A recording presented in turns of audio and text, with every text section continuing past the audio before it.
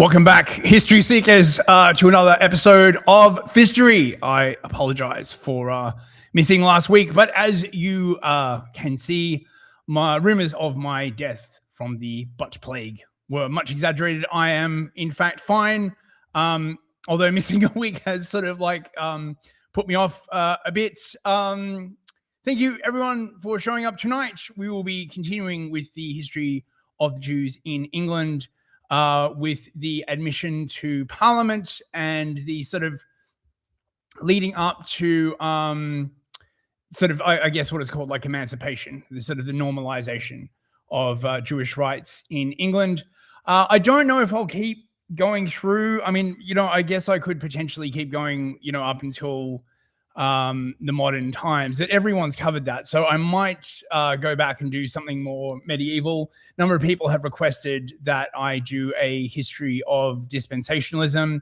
I might. There are other people a lot more qualified than me to talk about this, quite frankly. So I'm not sure. I've got a couple of one-shot episodes lined up, like the time when an Epstein scandal took over the French court under Louis, one of the Louis, and it was discovered that they were all doing black magic and poisoning each other. So I had that one lined up. So I might do that. But thank you very much for showing up. If you would like to donate to the show, you can do so. Linky, I forgot to put the link in the chat. See, this is what happens. I miss just 1 week. Right, I get all thrown off. I get out of my stride, and then I don't know what the hell I'm doing, bros. But yes, say these, perhaps if you could stick the Ko-Fi and the entropy links in the thing. All all donations gratefully accepted. They go towards history beers. Yes, there is a very, very specific kind of beer, historical beer, that I drink in order to juice up my history muscles. Yeah, something like that, right? And and you too can buy me Fistory beers if you so wish by donating via the entropy. Thank you so much for coming, everyone. Yeah, I've got a second screen here, so I will be constantly looking over. Yeah, I know it's not ideal, but yeah. So let's get into it. So we left off last week with the repeal of the Jew Bill in 1754. The Jews were very, very into repealing the having the bill to normalize. In 1754, the Jew Bill was repealed, and an attempt was even made to obtain the repeal of the Act of 1740, permitting the Jews in the colonies to be naturalized. It is difficult to understand the intensity of the popular outburst at the time, since the sons of the very persons whom the populace refused to allow to be naturalized became by mere place of birth subjects of the British Crown. So you see how this argument over who is and is not English has literally been happening for centuries, and it started with the Jews, like many of these sort of arguments.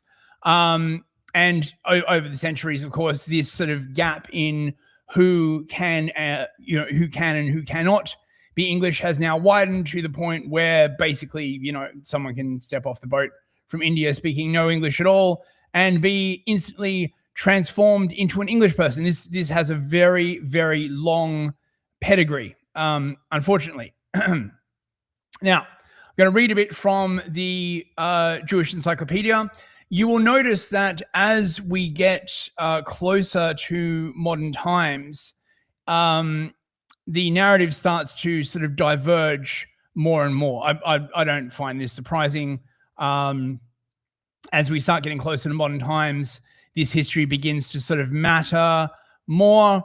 So I have this, and then as a counterpoint, I have the article from the Occidental Observer that I was reading on the previous episode, which is far, far more detailed and goes into much more detail about the objections that the English population had to the normalization, of the Jews in England, and particularly their accession to Parliament.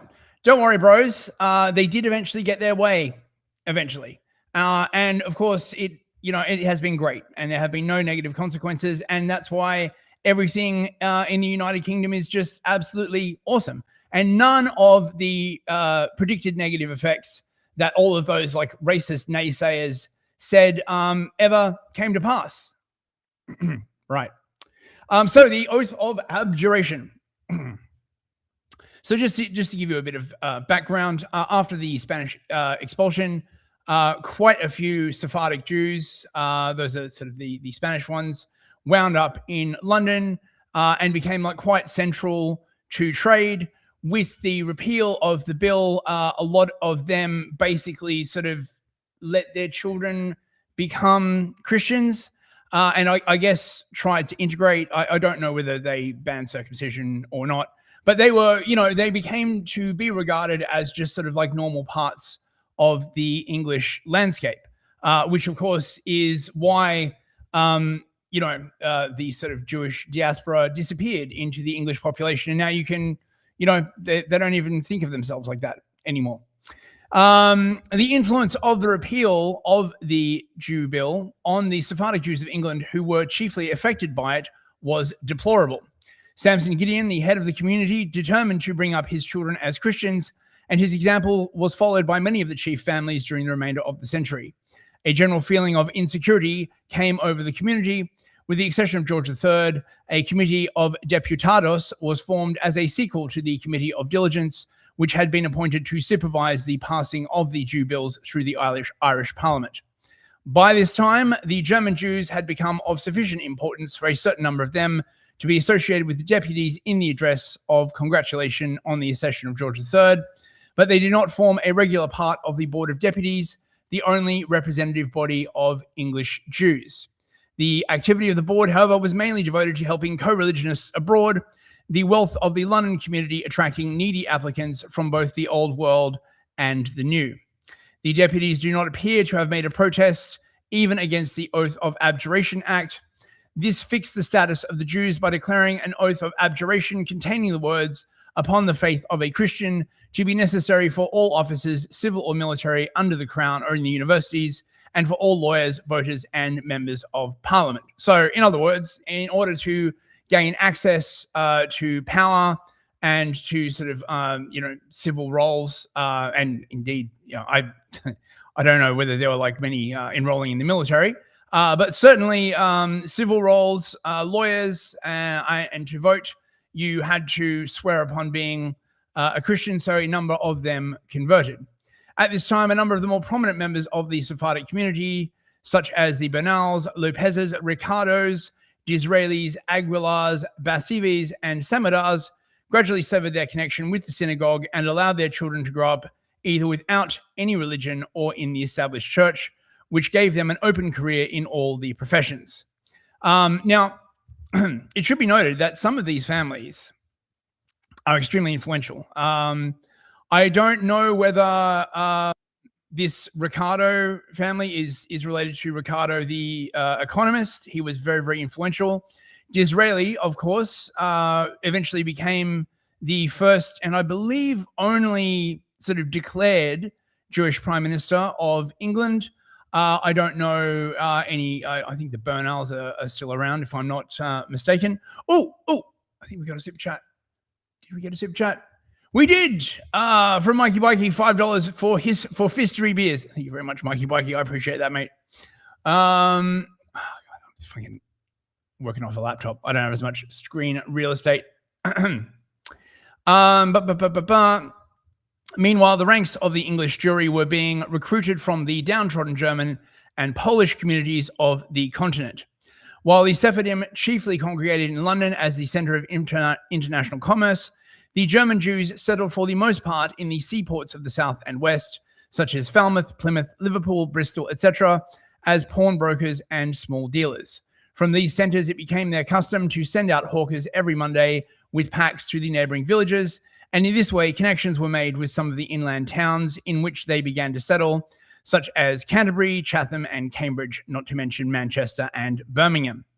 I wonder if that's one of the reasons why Manchester and Birmingham are the way they are now. Anyway, traders of this type, while not of such prominence as the larger merchants of the capital, came in closer touch with the English life, and they doubtless helped to allay some of the prejudice which had been manifested so strongly during 1753. Now, I would highly suspect that there was considerable, probably before the invention of the term public relations, but public relations campaigns being waged at the same time. And this next section, I think, basically sort of confirms this.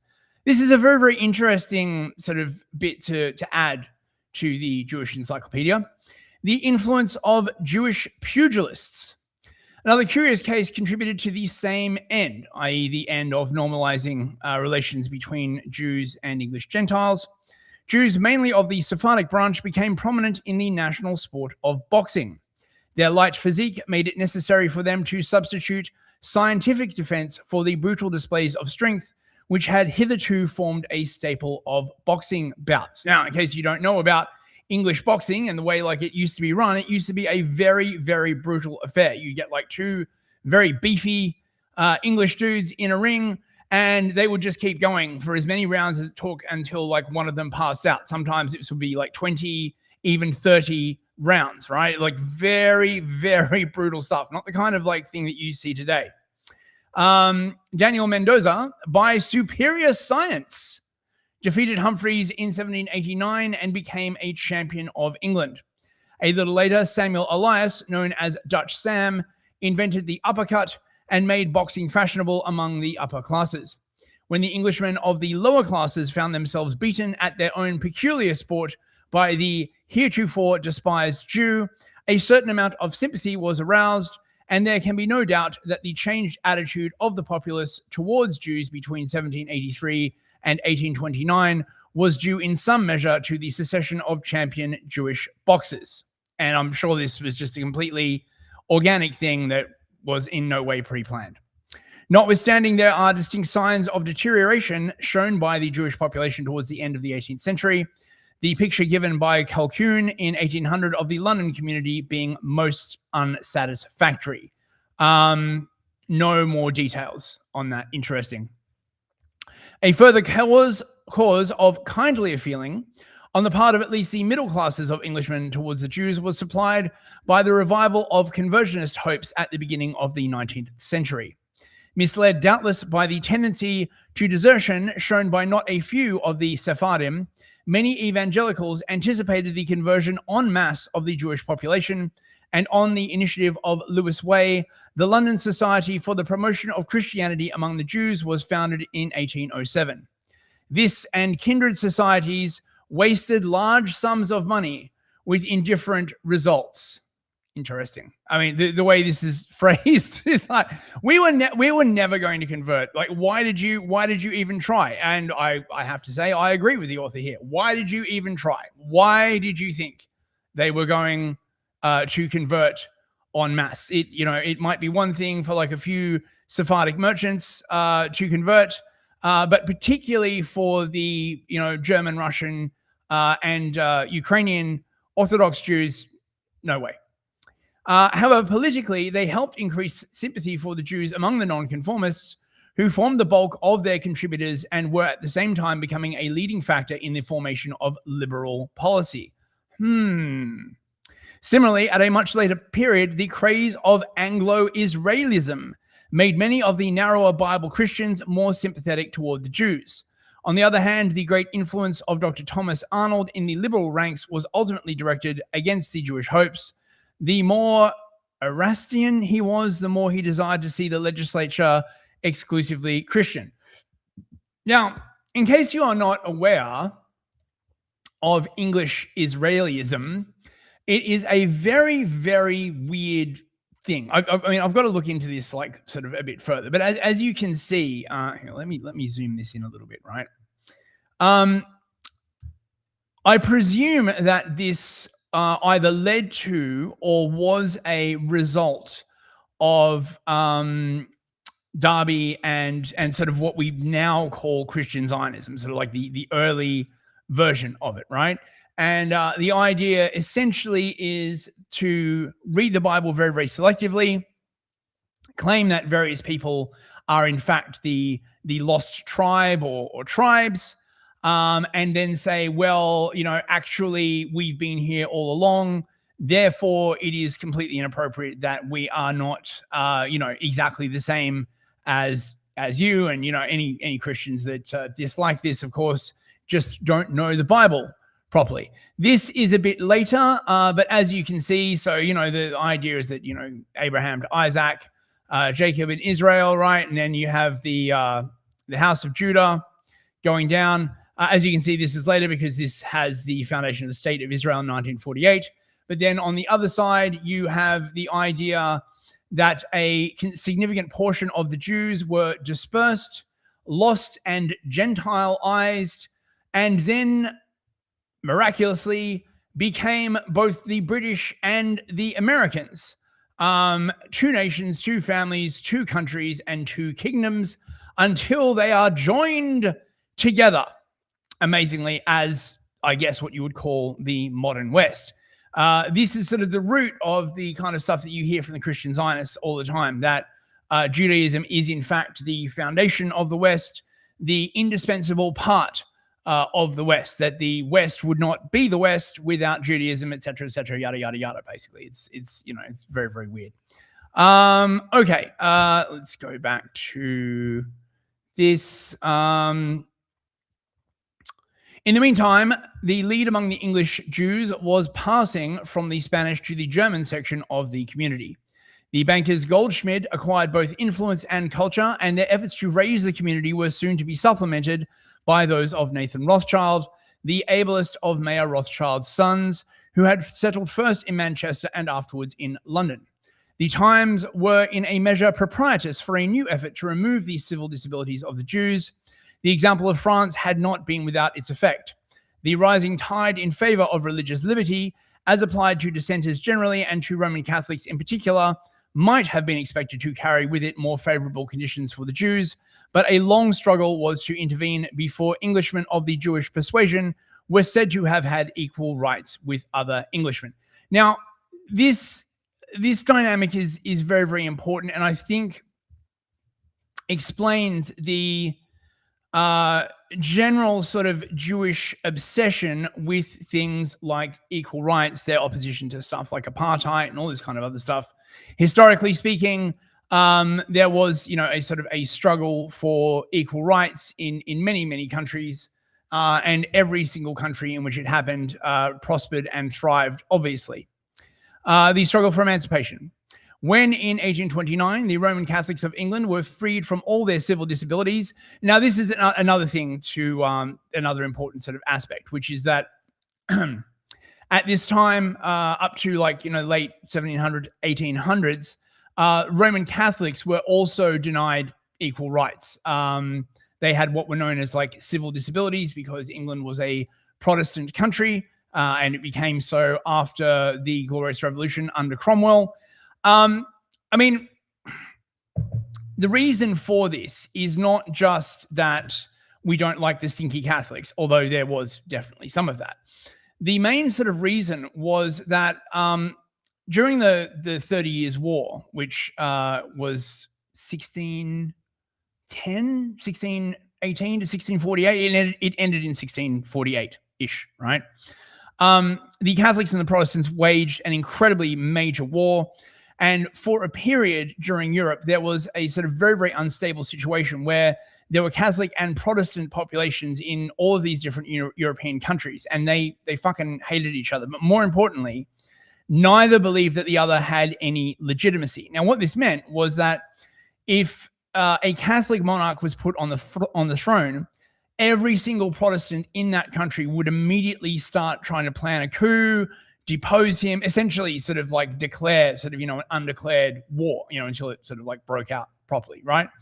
Conversely, of course, if there was a Protestant monarch, all of the Catholics would then declare war and try and undermine the monarch and this resulted in the Treaty of Westphalia in 1648. If you're an international relations nerd like myself, you'll know all about this. This sort of instituted the idea that is known as cui regio, cui religio. So who's king, whose religion? The idea was that a king could pick the religion of his country, and this resulted in sort of a bunch of expulsions as various sort of populations were sort of encouraged to leave. So a Catholic monarch would come in, and the Protestants would sort of be encouraged to leave. You couldn't take all of their stuff, but they also couldn't take their property with them. And the idea was that by making these countries either solely Catholic or solely Protestant, it would sort of spell an end to the religious wars that were basically tearing Europe apart. Fortunately, of course, in the modern world, we are over all of that stuff, and having many people with vastly different religions occupying the same space brings nothing but stability now, I think. I mean, I've been reliably informed. So when in 1829 the Roman Catholics of England were freed from all their civil disabilities, the hopes of the Jews rose high. And the first step towards a similar alleviation in their case was taken in 1830, when Mr. Huskisson presented a petition signed by 2,000 merchants and others of Liverpool. This was immediately followed by a bill presented by R. Grant on April 15 of that year, which was destined to engage the English legislature in one form or another over the next 30 years. At first, the bill failed even to get through the House of Commons, though it is true that against the opposition of Sir Robert Inglis, the first reading was passed. So, yeah, I mean, this is basically right. They tried, failed, tried again, failed, tried again, and just kept going, right? In a sort of pattern that you may be familiar with now. Eventually, it got through. For a time, the advocates of emancipation seemed to have lost heart. The chief supporters of the bill died within a few months of each other in 1840, and during the next 4 years, the political activity of the English Jews was concentrated on the attempt to obtain admission to municipal office. So, now, again, I mean, this is the thing. This all depends on what angle you look at it from, okay? From the point of view of the Christians, they were trying to defend their Christian lands. From the point of view of the Jews, of course, they were trying to obtain equal rights. The right to hold municipal office, hold offices in Parliament. For only good things, obviously, right? And I imagine that backing all of this up would have been a bunch of these sort of evangelical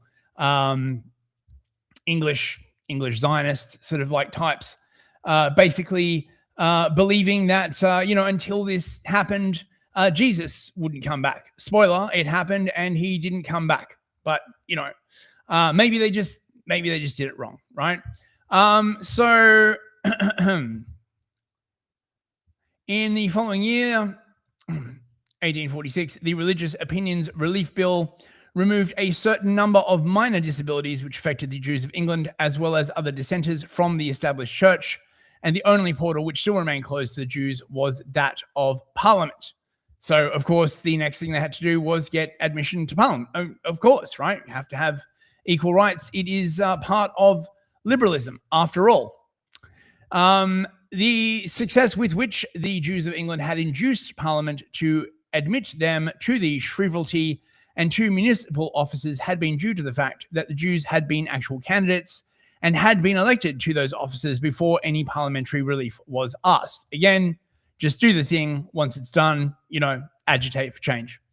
It was now decided to adopt the same policy in regard to a seat in Parliament itself.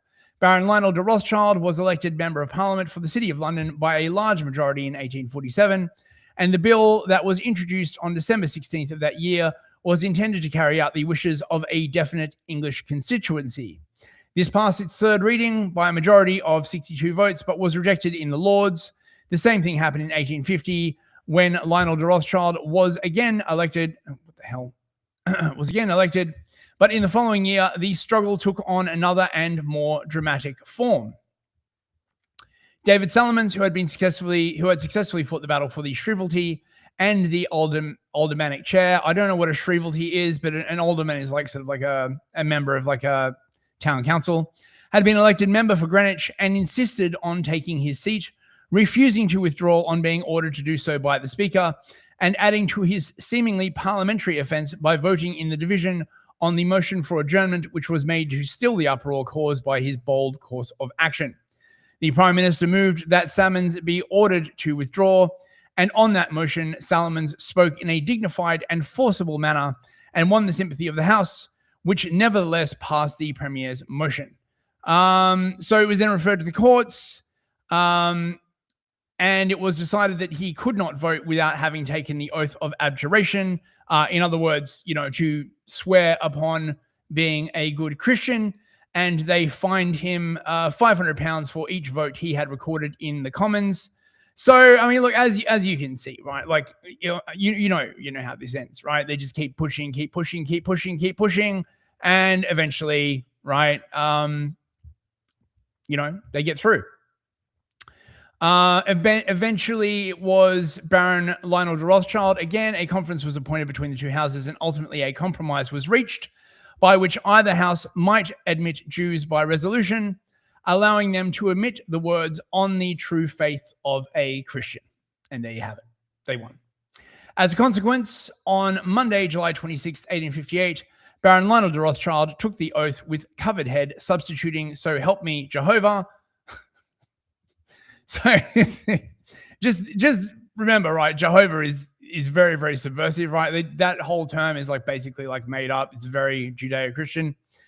For the ordinary form of the oath, and thereupon took his seat as the first Jewish member of Parliament. And there you go. Right? Now, I just want to make a point, right? Anyone who says that the Rothschilds are not influential does not know history. They are incredibly influential, particularly in the history of England, not just because of the foundation of the State of Israel, but way, way before that. I don't know which Rothschild it was who was the sort of stock trader that basically, was it caused a run on the pound. The story is apocryphal, right? So if you ask the Jewish Encyclopedia, obviously they say it's bullshit, but a lot of other sources say that it's true. It's hard to know, but allegedly when Napoleon was defeated by oh my god, what's the name of the guy? Sorry, I'm having a brain fart. Somebody in chat must know. Who was the guy that defeated Napoleon? Anyway, right? When the battle was joined, the allegation is that Rothschild, through his incredibly good sort of intelligence contacts and his messaging network that was enabled correspondent banking, found out the news of the British victory a full day before the government did. He went onto the London Stock Exchange and started selling everything, inducing people to believe that the British had lost. Nelson! It was Nelson. Oh, God. Brain. And then by doing so, crashed the market, then bought everything up on the cheap.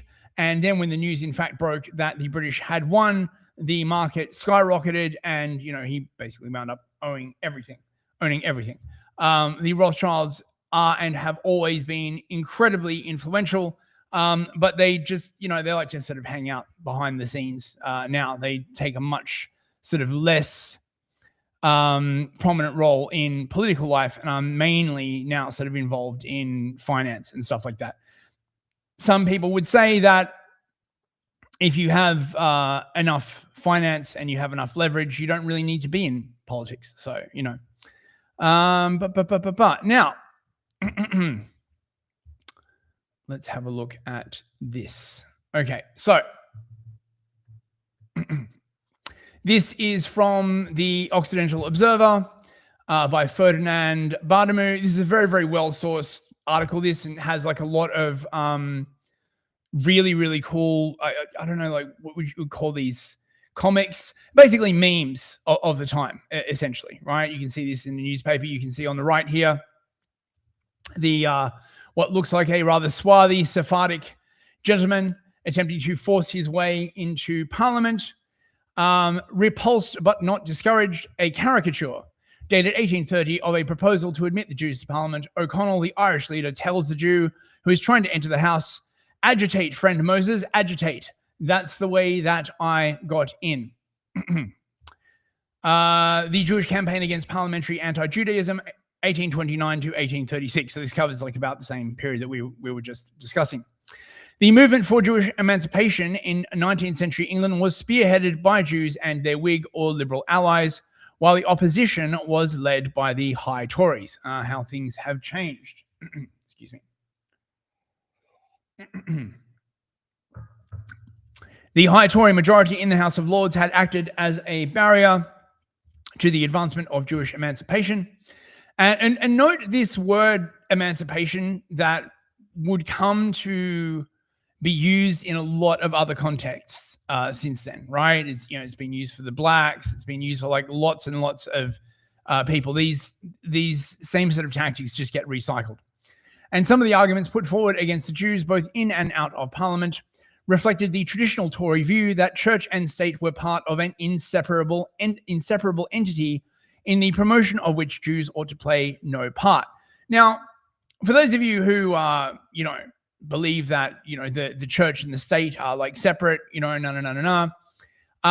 This is not true. This is not true at all, particularly under a monarchy.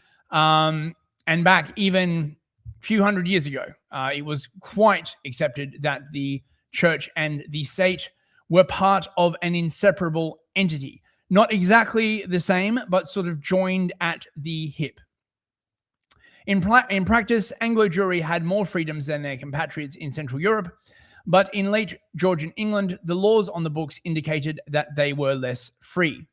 Cecil Roth writes, quote, "The entire body of medieval legislation, which reduced the Jew to the position of a yellow badge pariah, without rights and without security other than by the goodwill of the sovereign, remained on the statute book, though remembered only by antiquarians. As late as 1818, it was possible to maintain in the courts Lord Coke's doctrine that the Jews were in law perpetual enemies, for between them, as with the devils, whose subjects they are, and the Christian, there can be no peace."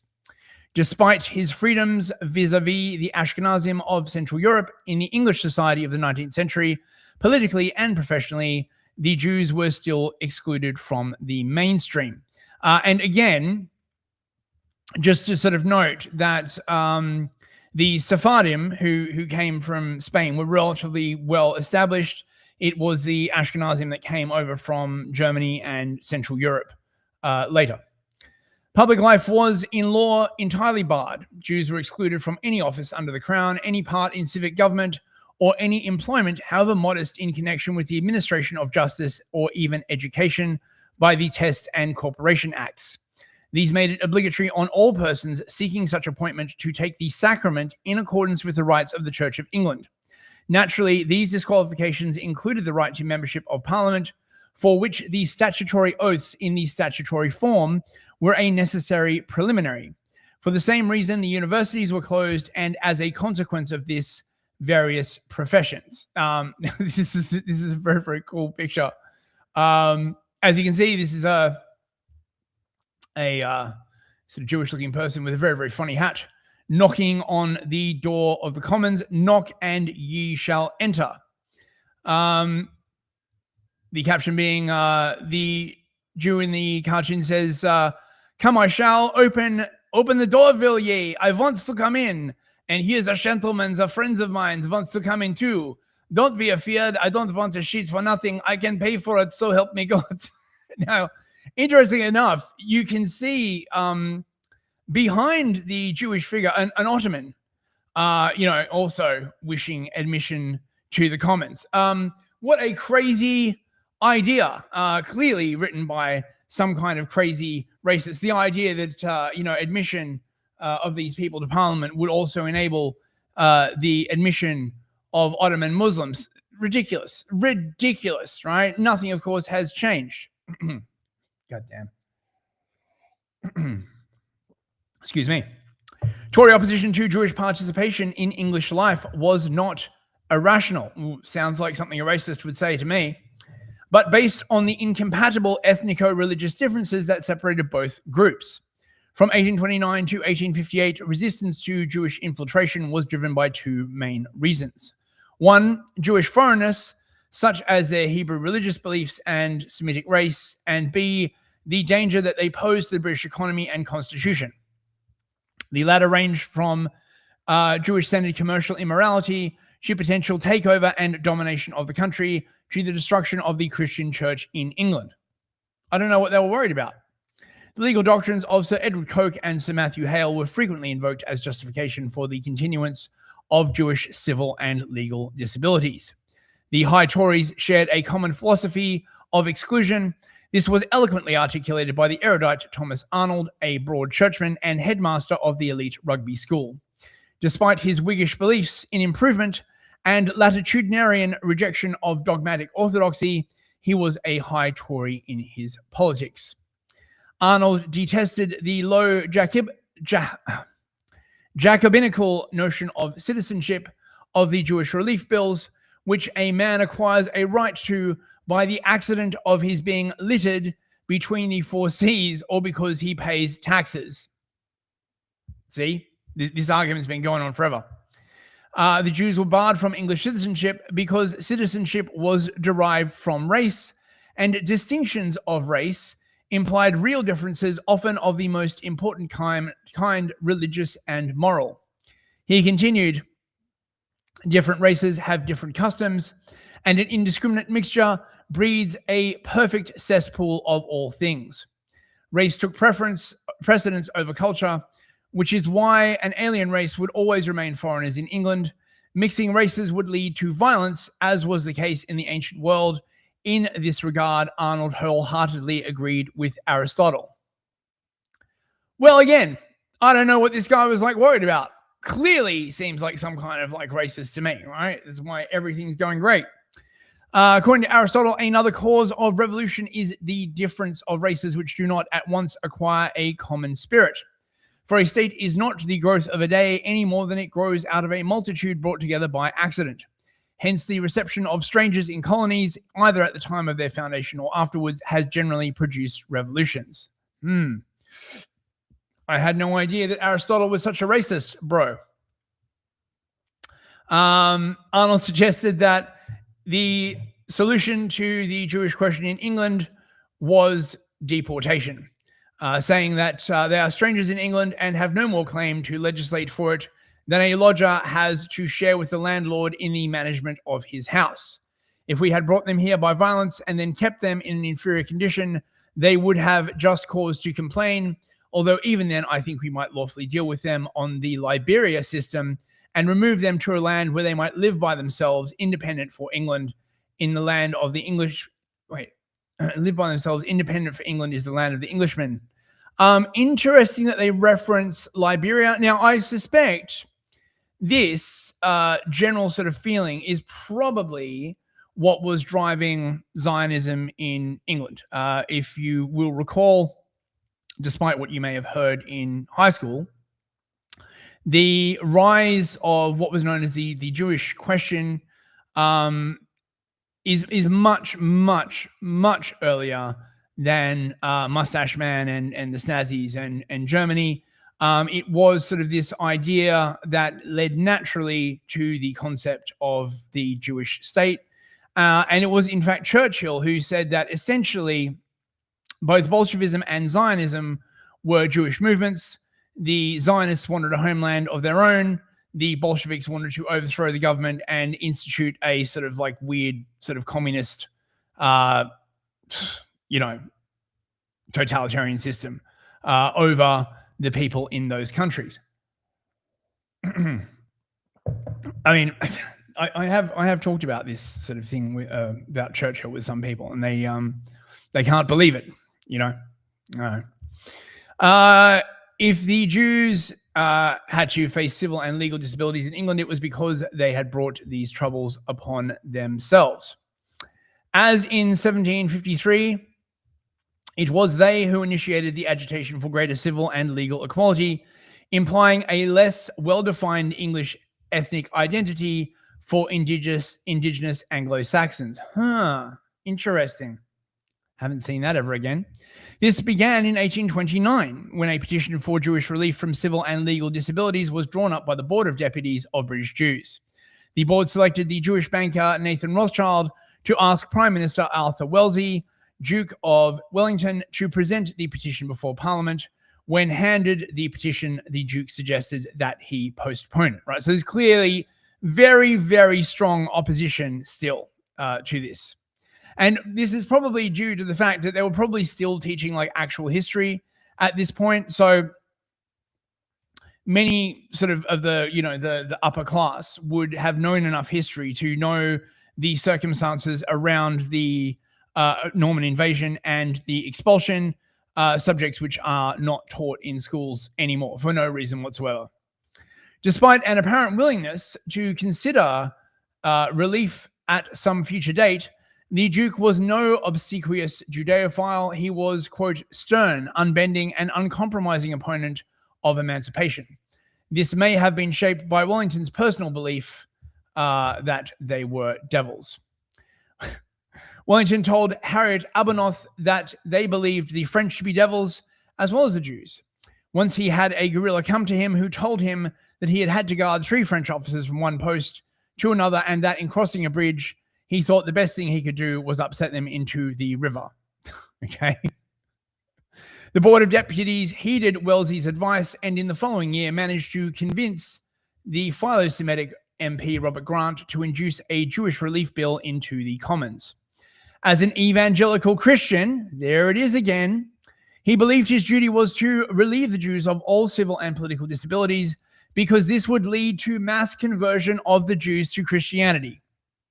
Told you, right? And this evangelical thing has been around for a really, really long time, right? And has sort of incredible political utility.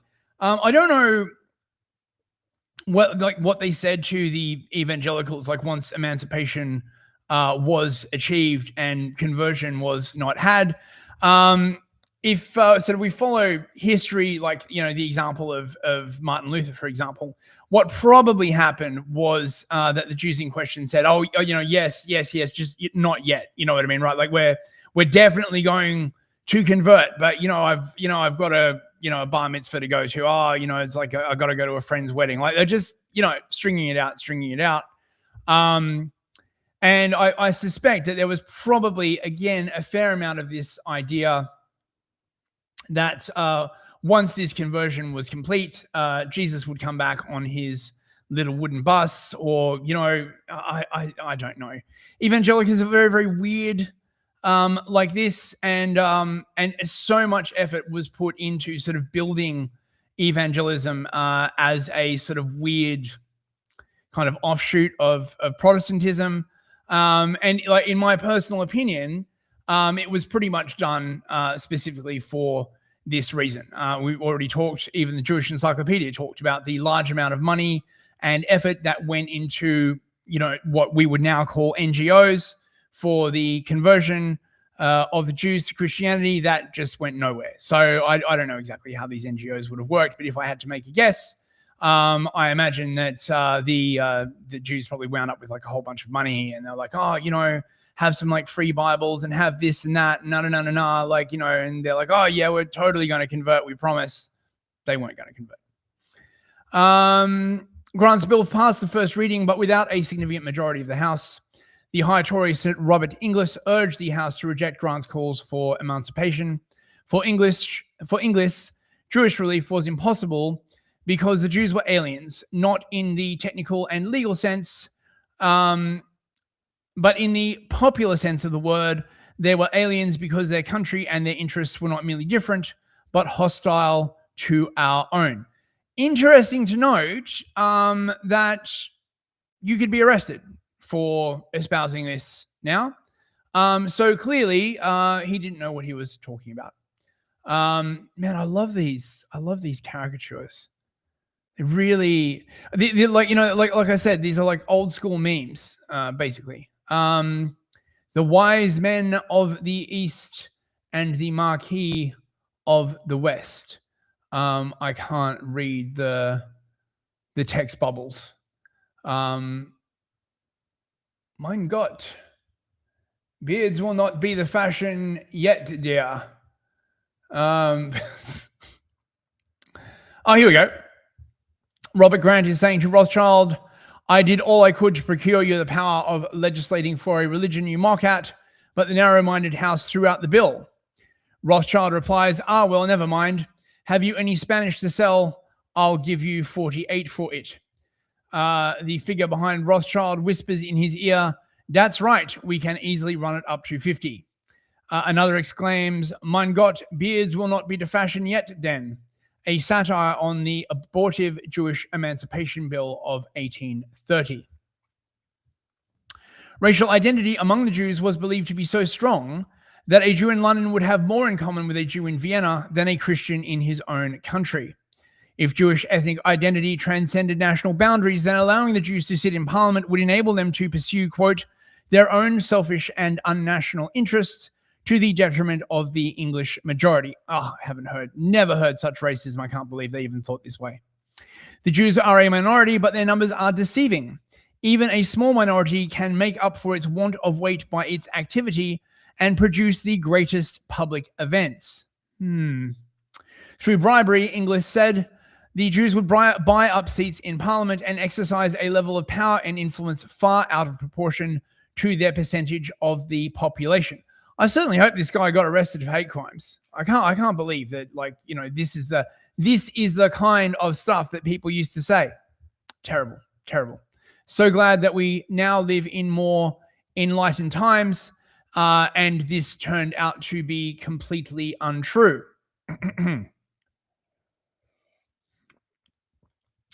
Overrepresentation in commerce has been a fact of life since the Middle Ages. Using their vast wealth and influence, they were able to manipulate entire governments to do their bidding, as if they were puppeteers pulling the strings of dumb marionettes, like the officials of the Pelham Ministry. Since emancipation in 1858, they continued to exert disproportionate economic and political influence. During the second reading of the bill, the High Tory General Isaac Gascoigne asked the Commons rhetorically, quote, if the Jews had power to grant the Protestants what they now asked from them, what would they have obtained? He answered, the history of the Jews at all times showed that they were not very tolerant to those opposed to them in religious opinions. This is true. If Jews had not shown tolerance towards others, why should the English nation show tolerance to them by granting them the same rights and liberties as Englishmen? The old general concluded with an appeal to the Commons to reject the measure. After he spoke, Lord Belgrave voiced his objections to Jewish relief on the ground of both Jewish foreignness and undesirability of assimilation. Quote, first, they were a distinct nation. Secondly, they were, through the medium of their religion, disqualified for political privileges. They were scattered over almost all of the countries of Europe and of the East, but they were amalgamated with the people of none. It was impossible then that they could ever be considered an Englishman or love our native lands as an Englishman was wont to do. Since the British Constitution was maintained through patriotic feeling, and a Jew could, quote, never feel himself bound up in the fortunes of a country in which he only considered himself a sojourner, admitting him to parliamentary office and granting him the elective franchise would be deleterious. The bill was soundly defeated by a large majority of MPs. The Jews and their Whig allies had underestimated the strength of the Tory opposition. And presumably they then just gave up. They were like, well, obviously the majority of the country doesn't want it. We'll stop trying. No, of course they did, right? Wellington's ministry gave way to Earl Grey's Whig ministry in 1830. The passage of the Great Reform Act in 1832 seemed to herald an age of more liberal, progressive legislation, and consequently a sharp decrease in Tory influence and numbers. Progressivism. Mate, there's nothing bad about it at all, I'm telling you. Jews and pro-Jewish agitators returned to the struggle for emancipation with great fanaticism. In 1833, Grant tabled a motion for the House to resolve itself into a committee to investigate the so-called civil and legal disabilities faced by the Jews. The Tory MP Robert Inglis objected, stressing the absurdity of Grant's proposition that, quote, religious opinions should not disqualify their professors from the holding of political power. If this were true, then, quote, the Pharisee, the Brahmin, the Mussulman, the Jew, and all other sectaries and religionists would have the same rights as native Anglo-Saxons by virtue of birth on English soil. Wow. Imagine if that happened. God damn it. The principle of religious tolerance, taken to its logical conclusion, would require placing, quote, in the custody of very incompetent and unworthy men, all of the dearest interests of this country, and strangers they must continue to be. They must ever remain a distinct and separate nation. And was the legislature worthy House of Commons to unchristianize themselves and the country in order to afford unnecessary privileges to those few persons? What right had a foreigner going into any country to find fault with the laws of that country and pray their alteration in his favor, he being no more than a stranger and a sojourner? And strangers and sojourners the Jews must be until the restoration of their own Jerusalem, their ultimate home. So you see as well with this, the leading towards Zionism about 100 years earlier, 1832. So 1948 was the establishment of the State of Israel. So, you know, you can see that this argument was being had a century before. Notwithstanding English's spirited rejection of the measure, it received far more ayes than noes. A committee was formed and a resolution passed in favor of emancipation. Grant then introduced a Jewish Civil Disabilities Bill. During the bill's second reading, Sir Oswald Mosley, grandfather of the same named founder of the British Union of Fascists in 1932, objected to the comparison of Jews to Roman Catholics, a favorite Whig stock argument, right? I can see exactly where this is going, right? They would be like, well, you know, you gave sort of more rights to the Catholics. They're different to the Protestants. What's a bit more, right? And of course, you can imagine the way this would have gone. They would have been like, oh, you know, you are planning to grant the suffrage to the Muslim man, to the Hindu, to any heathen that walk upon this country. And they'd be like, oh, don't be silly. Don't be silly. Yeah, don't be silly, bro. That could never happen, bro. Fuck. God damn it. The Roman Catholics, though many errors might have crept into their church, were Christians, and among there were as many pious and conscientious communicants as belonged to any other Christian body or sect. Any concessions which had been made to the Roman Catholics afforded no precedent for putting upon them the same par with them a class of men who blasphemed the sacred name of Jesus. This was met with cries of no, no from the Tories in the Commons. Nevertheless, the bill passed the second reading with a large majority. It also passed a third reading with another large majority, despite Tory objections that if Jewish civil disabilities were removed, Christianity would no longer be a part and parcel of the law of the land, and Parliament would cease being a Christian legislature. I don't know what they were worried about, bros. Fuck this gay earth. The bill was sent to the Lords, but was rejected after a second reading. Now, this is very, very crucial. The Lords, of course, has now been changed so that there are no more hereditary lords, right? But most of the lords back then were hereditary. Okay, so you became a lord because your father was a lord. There was sort of this stock of landowners and stuff like that. Now, they have been sort of widely mocked, and it has been said that many of them are like idiots and don't know what they're talking about. But in this case, it seems that they did know what they were talking about, right? This reflexive prejudice, you could argue, was actually a sort of very, very good defense mechanism. The bill was sent to the Lords, but was rejected after a second reading. The Lords affirmed Coke's doctrine. Christianity was part and parcel of the law of the land. The Archbishop of Canterbury, William Howe, who probably wasn't even gay and a woman. Can you imagine? Imagine having an Archbishop of Canterbury that was like actually like an Anglican. Oh my God, right? William Howe said that the great principle of this state is, quote, that the religion of the country should be Christian. Sounds like fascism to me, bro.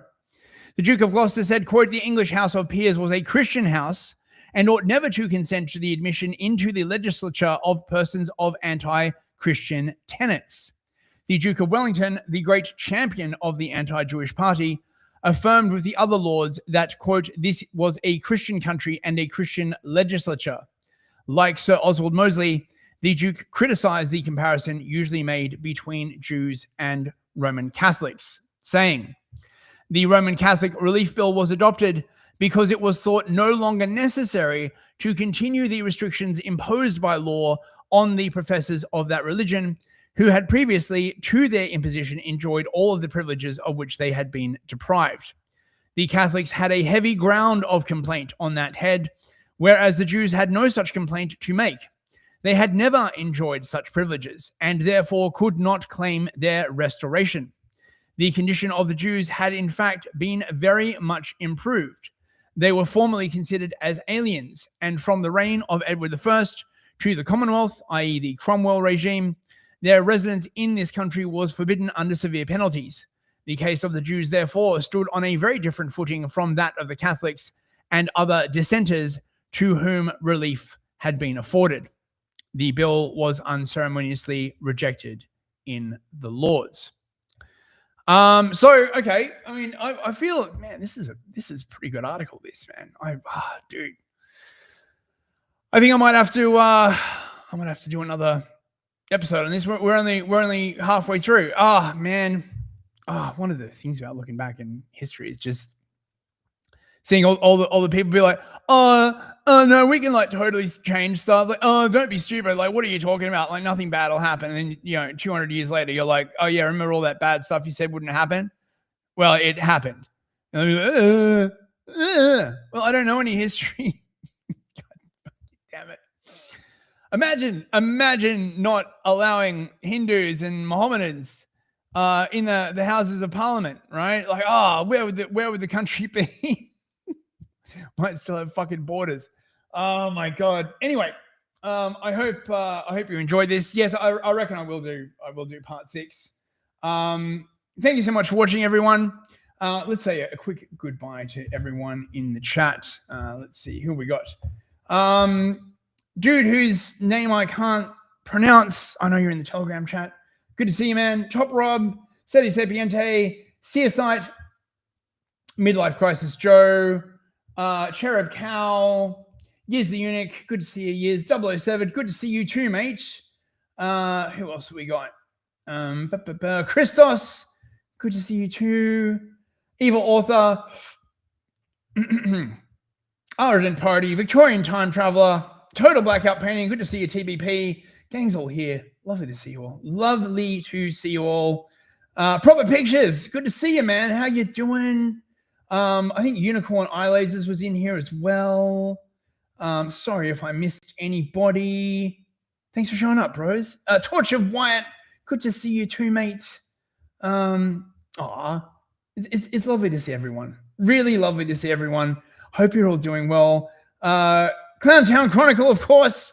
Check out the next episode with Clowntown Chronicle. It will be dropping Thursday night, The Conspiracy Pyramid, Part 3. It's going to be fun. We're going to actually be talking about conspiracies this time instead of, retarded glowies. Let's see. Who else we got on Rumble? Mikey Bikey, Crisby13, Teabagging Therapist. It's lovely to see you all. Thanks for showing up, guys. It warms my heart. And on Odyssey, we've got N-word. I don't know who that is. Nice. We got Theos19 and Nariti. Oh, good to see you, Nariti. Mount Hazel. Yeah, so okay. Anyway, look, I'll see you all next week. Thank you so much for coming. We'll finish this article next week. I'm fascinated by this now. I'm just like I feel like I've heard these arguments before, bros. Right. Good night, everyone. Have an excellent week. See you on Artie and Fist tomorrow if you show up. Good night, bros.